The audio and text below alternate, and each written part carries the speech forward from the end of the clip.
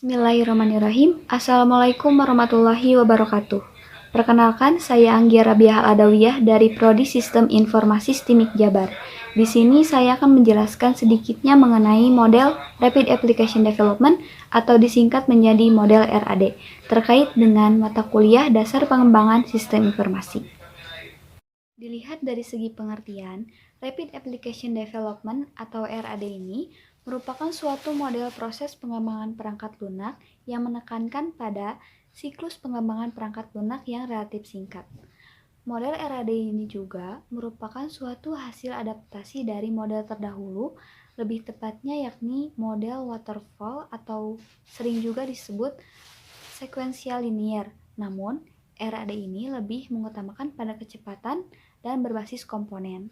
Kisaran waktu dalam penggunaan model ini dalam pengembangan perangkat lunak sekitar 60-90 hari waktu pengembangan.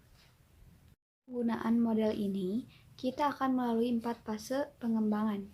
Yang pertama ada pengidentifikasian tujuan dan syarat-syarat, yang kedua ada perancangan sistem bersama pengguna, yang ketiga ada membangun sistem, dan yang terakhir mengenalkan sistem. Pertama, di sini kita akan melakukan identifikasi tujuan serta analisis kebutuhan dari dirancangnya suatu sistem aplikasi. Misal, dalam pembuatan aplikasi pencatatan keuangan mahasiswa, di sini kita akan melakukan analisis kebutuhan serta identifikasi tujuan ataupun definisi masalah dari dirancangnya aplikasi tersebut. Setelah fase perencanaan, kita masuk ke tahap kedua yakni fase perancangan.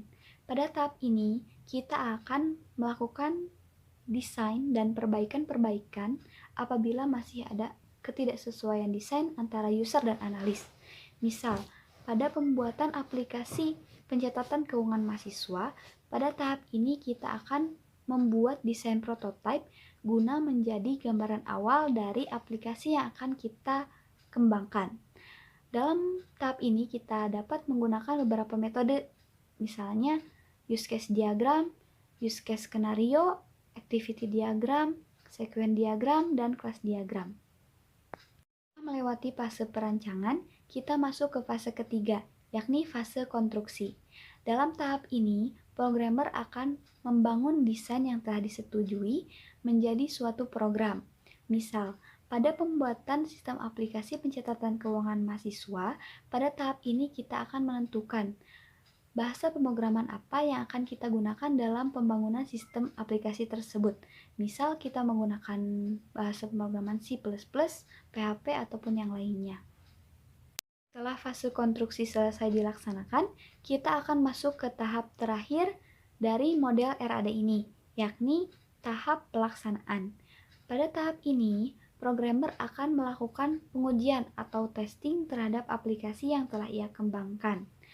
Biasanya dengan menggunakan black box testing, yakni sebuah pengujian dengan menjalankan seluruh fungsi dari aplikasi yang telah dikembangkan. Misal, dalam tahap ini kita akan melakukan pengujian dari sistem aplikasi pencatatan keuangan yang telah dikembangkan tadi, dan jika sudah sesuai akan dilanjutkan ke fase pengenalan dan pemasaran. Begitulah mungkin penjelasan singkat mengenai model RAD atau model Rapid Application Development, dari mulai pengertian hingga tahap-tahapnya. Mohon maaf bila banyak kekurangan dalam segi penyampaian. Wassalamualaikum warahmatullahi wabarakatuh.